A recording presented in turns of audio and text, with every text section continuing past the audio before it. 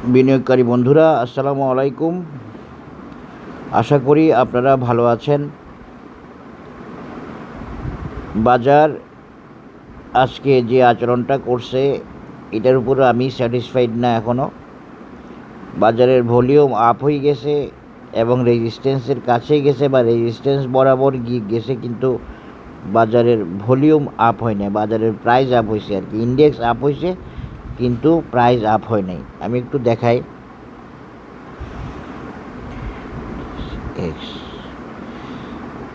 এই যে দেখেন প্রাইস লেভেল, আমি এটা মনে আলোচনা করছি আজকে। প্রাইস লেভেল এইখানে বাজার যখন এই ক্যান্ডেলে, তখন বাজারের হাই ভলিউম, এরপরে বাজার উঠে আসছে অনেকটুকু উঠছে, মোটামুটি ভালো উঠছে বলতে হবে, কিন্তু এই বাজার উঠে কিন্তু ভলিউম কমে। তা আপনারা হয়তো জানেন না, এটাও কিন্তু একটা ডাইভারজেন্স, এটা একটা ভলিউমের ডাইভারজেন্স। এর পাশাপাশি দেখেন এমএসিডিতে, দেখেন এমএসিডিতে অলরেডি ডাইভারজেন্স রানিং। এই যে দেখেন হিস্টোগ্রাম, গ্রিন হিস্টোগ্রাম নাই, হালকা গ্রিন হিস্টোগ্রাম কমে আসতেছে, এমএসিডি ডাউন আসতেছে এই জন্য। এবং এই হিস্টোগ্রামের সাইজ আর এমএসিডির গ্যাপটা হচ্ছে সেম, এটা মনে রাখবেন। তো এখানেও দেখা যাচ্ছে ডাইভারজেন্স মানে এমএসিডি আস্তে আস্তে কমে আসতেছে, হিস্টোগ্রামের শেপ কমে আসতেছে এবং হিস্টোগ্রাম ডাউন ট্রেন্ডে। এখানেও নেগেটিভিটি, ভলিউমও নেগেটিভিটি। এটা ভলিউমেও এক ধরনের ডাইভারজেন্স, ভ্যালু বাড়তেছে কিন্তু ভলিউম কম। তো এগুলো খুব চালাকিপূর্ণ মুভমেন্ট। এরপরও এখন কিছু যেটা আজকে অ্যানালিসিস দিয়েছি সেটাই ভ্যালিড আছে।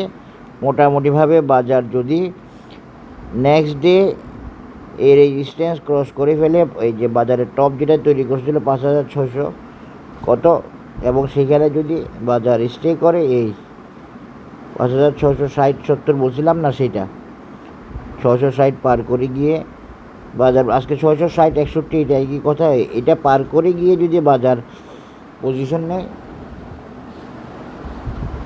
তাইলে আমরা আশা করতে পারবো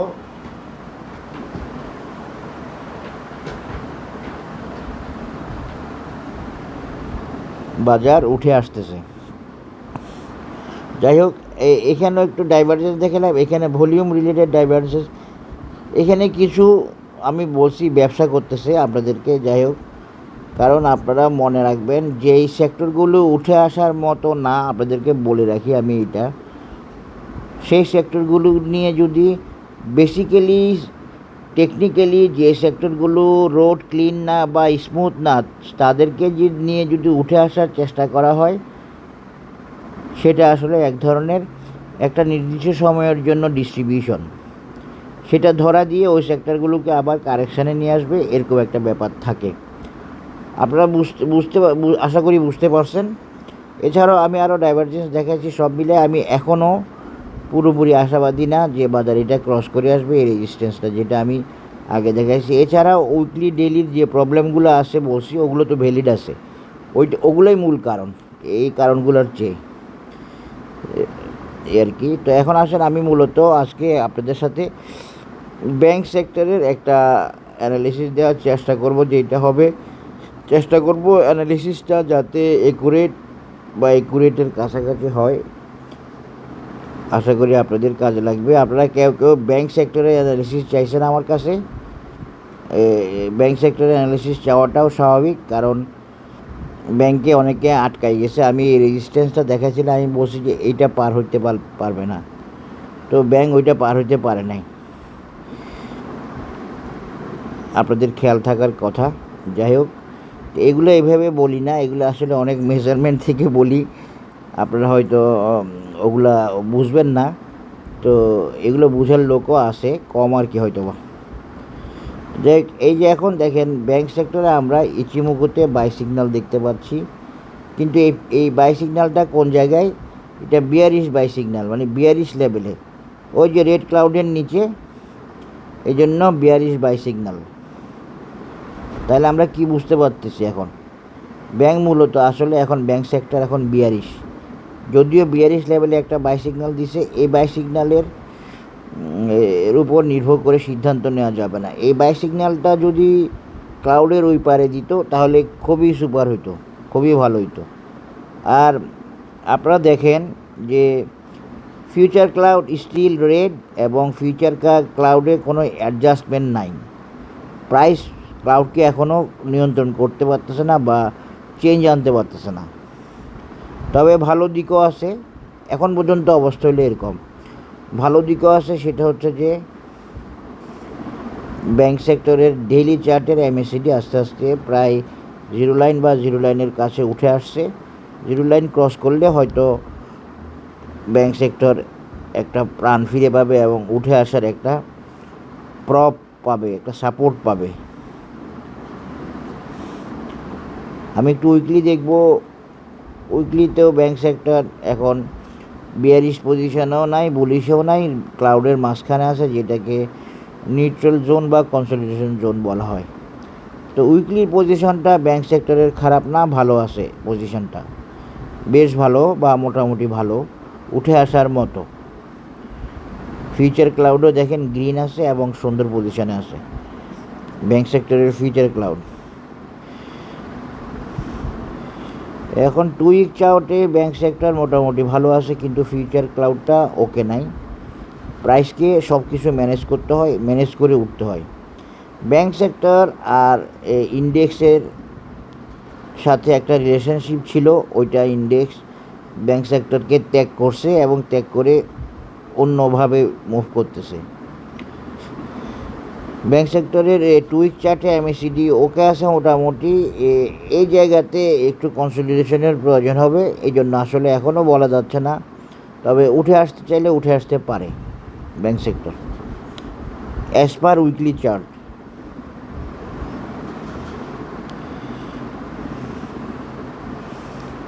মান্থলি চার্টে এমএসিডির পজিশনটা ভালো না ব্যাংক সেক্টরের, যে কারণে আমি ব্যাংক সেক্টরকে অনেক সময় লাগবে বলছিলাম, ফাঁকে একটা ফেক মুভমেন্ট করেও উঠে আসতে পারে নাই। সুতরাং ব্যাংক সেক্টর একটু স্লোই যাবে এবং এই স্লো যাওয়াটা স্বাভাবিক মনে হচ্ছে। এবং দেখেন ব্যাংক সেক্টরের মান্থলি চার্টে ফিউচার ক্লাউডের রেড এবং সেটাতে কোনো ধরনের ভালো কোনো চেঞ্জ বা ডেভেলপমেন্ট নাই। এবং এটাও একটা, যেরকম আমি ইন্ডেক্সে দেখাছিলাম যে আপনাদেরকে মাইনকা চিপা, এই ব্যাংক সেক্টরও এখনও একটা মাইনকা চিপাতে আছে। এই মাইনকা চিপাটা থেকে বের হয়ে আসাটা একটু টাইম কনজিউমিং, বেশি টাইম, এখানে টাইম লাগবে বেশি। এই জন্য ব্যাংক সেক্টর নিয়ে আপাতত আমি বেশি আশাবাদী না। তবে বাজার যদি চাই মান্থলি চার্টের এই অবস্থা থেকেও ব্যাংকে বুলিশ করতে পারে, কিন্তু বাজার অ্যাবনর্মাল মুভমেন্ট করবে না। অ্যাবনর্মাল মুভমেন্ট করে তখনই যখন বাজার চায় সে ডিস্ট্রিবিউট করবে, সে ধরাই দিবে, সে ব্যবসা করবে। তো বাজার তো সবসময় চাই ধরাই দিতে, ডিস্ট্রিবিউট করতে, ব্যবসা করতে। সুতরাং এই জন্য টেকনিক্যাল অ্যানালাইসিস কঠিন এবং শেয়ার বাজারও কঠিন। তাহলে এইসব ক্ষেত্রে কী করতে হবে? এইসব ক্ষেত্রে আপনাকে এই সেক্টর মুভমেন্ট বা সেক্টরের সিলেকশানটা ওকে হইতে হবে, আদারওয়াইজ আপনি একটা গর্তে পড়ে যাওয়ার মতো অনেক দিন ওখানে পড়ে থাকতে হবে, তারপরে আস্তে আস্তে উঠে আসতে হবে। এখনও ব্যাংক সেক্টরে ওরকম, ব্যাংক সেক্টরের ডেইলি চার্টে এরকম বলতেছে। আমি ডে চার্টে আবার চলে যাচ্ছি এবং ডে চার্টে চলে যাওয়ার পর আমি একটা জিনিস দেখাই। আমি আগে একটা অ্যানালিসিসে বলছি, আপনারা চাইলে দেখতে পারেন, রেকর্ড আছে। এমএসিডি উঠে আসুক ডে চার্টে না আসুক সেটাই বিষয় না। ডে চার্টের এমএসিডি অনেক কিছুকে কনফার্ম করতে পারবে না, কিছু জিনিসকে কনফার্ম করতে পারবে। এই জন্য আমি আগের যে ব্যাংকের অ্যানালিসিসটা দিছিলাম সেটা আমি এইভাবে দিছিলাম যে ব্যাংক সেক্টরকে আবারও আমি এখানে একটা রেজিস্ট্যান্স দেখাইছিলাম। ব্যাংক সেক্টর এই রেজিস্ট্যান্সটা পার হওয়াটা কঠিন হবে, যদি কষ্ট মষ্ট করে এখন উঠে আসেও এই রেজিস্ট্যান্সটা পার হওয়াটা একটু কঠিন হবে। আর এইবার আমি আরেকটা এই রেজিস্ট্যান্সের সাথে আরেকটা রেজিস্ট্যান্স দেখাচ্ছি ব্যাংক সেক্টর যদি উঠে আসে কষ্ট করে।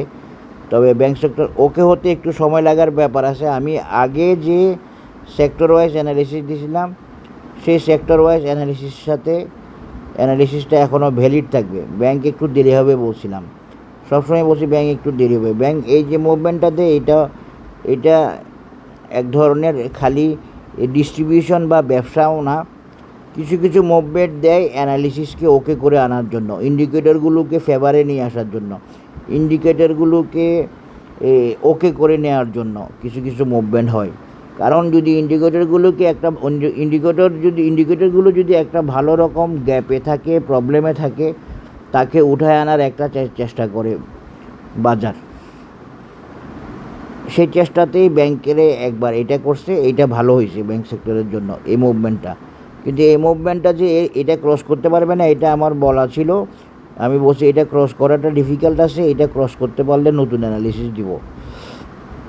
তো এইটা ক্রস করতে পারে নাই আগের এই টপটা আর কি। মূলত এখনও আমি এই ব্যাংক সেক্টরের ব্যাপারে একটু স্লো থাকবে, একটু সময় নেবে, একটু পেইন দিবে, এই বিষয়গুলো থাকবে। তবে ব্যাংক সেক্টর আস্তে আস্তে পজিশন নেবে। এবং আপনারা যে আপনাদেরকে ফেসবুক, ইউটিউবে বিভিন্ন বিশেষজ্ঞরা আপনাদেরকে বিভিন্ন রকম পরামর্শ দেয় যে এই মাসে ব্যাংক বাড়বে, ওই মাসে এটা বাড়বে, এগুলার উপরে টেকনিক্যাল অ্যানালিসিসের বেস না। টেকনিক্যাল অ্যানালিসিসের বেসিস হলো চার্ট কি বলে, ইন্ডিকেটর, অসিলেটর, এগুলো কি বলে। কোনো ইউটিউবে কোনো অ্যানালিস্ট বা কাউরে তো আপনারা দেখেন নাই রে ভাই, ইন্স্যুরেন্স বাড়বে, ইন্স্যুরেন্স সবার আগে ওকে হবে, ইন্স্যুরেন্স নাম্বার 1 সেক্টর বলতে। তা আমি কি আন্তাজে বলছি নাকি? আমি তো বলছি এই অ্যানালিসিস দেখে। তো ওরা ওই অ্যানালিসিসগুলো দেখেই নাই হয়তো বা বুঝে না। কিন্তু আপনাকে তো সিদ্ধান্ত দিতে হবে অ্যানালিসিস দেখে, চার্ট দেখে। আপনি সিজনের কথা বলবেন, এই কথা বলবেন, জুনের পরে, বাজেটের পরে, এগুলো সব এই প্র্যাকটিক্যাল কথা না। এগুলো হচ্ছে এমনি বলে দেওয়া, ধারণাগত কিছু কথা। ট্রেন্ড ইজ ফ্রেন্ড, সেটা হচ্ছে chart related. Trend is friend. কখন বাজার বাড়াবে, কখন কমাবে, চার্ট ডিমান্ড করলে, এবং মার্কেট মেকানিজম এবং মার্কেট প্ল্যানের উপরে। এখন আপনি যদি বলেন যে বাজেটের পরে বাজার বাড়বে, বাজার ভালো হয়, this is not always right. আশা করি বুঝতে পেরেছেন। তো এখন ব্যাংক হয়তো উঠে আসলে কতটুকু উঠে আসতে পারে, এরপরও ব্যাংক স্ট্রাগল করে উঠে আসবে। কারণ উইকলিতে বড় বাধা নাই এবং এই ডেতেও বড় বাধা নাই। তবে কিছু জায়গায় গ্যাপ আছে, ওইটা আমি দেখাচ্ছি। এবং মান্থলি চার্টে এখনও মাইনকা চিপাতে আছে। তো এই জন্য আসলে মাইনকা চিপাটা হচ্ছে একটা টাইম রিকোয়ারমেন্ট প্রবলেম। মানে এই ধরনের মাইনকা চিপা মানে হচ্ছে তাকে এই জায়গাতে অনেক দিন সময় দিতে হবে। কেন দিতে হবে না দিতে হবে সেগুলো অনেক ডিটেলস আলোচনা, সেগুলো এখানে করা সম্ভব না। তাহলে ব্যাংকের আমি আরেকটা টার্গেট বাড়াই দিচ্ছি আপনাদেরকে, নতুন টার্গেট একটা দিচ্ছি আগেরটার সাথে। ব্যাংক যদি উঠে আসে, হয়তো এতটুকু একটা উঠে আসার সম্ভাবনা থাকতে পারে, যেহেতু ডে এবং উইকলি মোটামুটি ভালো আছে। আর আরেকটা কথা আছে সেখানে, যে ব্যাংকে তো উঠে আসতে হলে আপনাকে সামনে আগাইতে হবে, বা ওকে করতে হলে সামনে আগাইতে হবে। এই জন্য আপনাকে বুঝতে হবে যে ব্যাংকের সামনে আগাইতে হলে তাকে কিছু ডেভেলপমেন্ট করতে হবে। ওই ডেভেলপমেন্টটা করতে হবে প্রাইসের মুভমেন্টের দ্বারা। দেখেন অরুণ মোটামুটি ভালো আছে ব্যাংকের, এবং অসামটা একটু দেখি। এই মিশ্র একটা প্রতিক্রিয়ার মধ্যে দিয়ে ব্যাংক হয়তোবা সামনে, যদি বাজার এখন কারেকশানে না যায়, তাহলে ব্যাংক সামনে। অসাম অত ভালো নাই, অসামে প্রবলেম আছে। মানে অসাম মাত্র ভালোর দিকে আসতেছে, প্রবলেম বলতে ভালোর দিকে আসতেছে অসাম, এখনই ভালো নাই। অরুণ ভালো। তো এরপরেও ব্যাংকের এই রেজিস্ট্যান্সটা ভ্যালিড আছে টেকনিক্যালি, এটা আমি দেখাই দিলাম। এবং ব্যাংক যদি উঠে আসার জন্য একটা মুভমেন্ট দেয় এবং বাজার যদি কারেকশানে না যায়, যেটা আমি দেখাইছি, তাইলে ব্যাংক হয়তো ডেভেলপ করবে এবং ব্যাংক এই লেভেলে চলে আসতে পারে 18। এখানে একটা কথা আছে, কয়েকটা ব্যাংকের অ্যানালিসিস দিছি, ওই ব্যাংকগুলোর পজিশন ভালো বলেই দিছি 4-5টা ব্যাংকের। তার মানে কি, যদি আইটেমের অ্যানালিসিস ভালো হয়, আইটেম উঠে আসার মতো হয়, তাহলে তো সেক্টরও উঠে আসবে। ব্যাপারটা তো এমন, এই আর কি। তো এখানে অনেকে চাইলে কেউ চাইলে এখানেও একটা রেজিস্ট্যান্স দেখাইতে পারে, অথবা এইখানে। তা আমি আর দেখাতে চাচ্ছি না, এটা এই লেভেলে একটা রেজিস্ট্যান্স দেখাইতে পারে, কিন্তু এটা আর দেখাই কী হবে একদম ছোটো জায়গাতে, এটা বড় কিছু না। আমি একটু ইচিমুকুটা আবার নিব, আবার নিয়ে শেষ করব। এখন ব্যাংকের যেটা ইম্পর্টেন্ট সেটা হচ্ছে ব্যাংক এমএসসিডি উপরে উঠে আসার সাথে সাথে ব্যাংক চেষ্টা করবে। ব্যাংক কিন্তু নেগেটিভ পজিশনে নাই, মান্থলি চার্টও উঠে আসতে চাচ্ছে, উঠে আসার জন্য চেষ্টা করতেছে, সেটা ঠিক আছে। কিন্তু ওই টাইম কনস্ট্রেইন বা বাধাটা রয়ে গেছে এখনও, সেটা একটু সময় নেওয়া হবে। এই ব্যাংক হয়তো বা এই যে এখান দিয়ে আস্তে আস্তে ক্রস করে উঠে আসার চেষ্টা করতে পারে ক্লাউডকে, এবং ক্লাউডেও বাই সিগন্যাল দেওয়ার ব্যাপার আছে, সেটা ঘটতে পারে। আশা করি বুঝতে পেরেছেন। এই জন্য ব্যাংকের আমি অনেক কথা বলার পরে এতটুকু বলতেছি, মার্কেট চাইলে ব্যাংক এই রেজিস্ট্যান্স ক্রস করে এই রেজিস্ট্যান্স পর্যন্ত আসার সম্ভাবনা আছে। টেকনিক্যাল পজিশন সেটাই বলতেছে। তবে বর্তমানে ব্যাংক খুব ভালো অবস্থায় নেই, ব্যাংক আস্তে আস্তে ভালো করবে, এবং ব্যাংক বেশ ভালো করতে হয়তো একটু সময় লাগবে। আর এতটুকু যেতে হয়তো বেশি সময় নাও নিতে পারে, তবে বাজার যদি কারেকশানে যায় 7-8-10 দিনের, তাইলে হয়তো বা এখানে যাইতে একটু দেরি হবে আর কি। আশা করি বুঝতে পেরেছেন, জানি না আমি বুঝাইতে পারছি কি না। সবাই ভালো থাকবেন, ধন্যবাদ, আসসালামু আলাইকুম।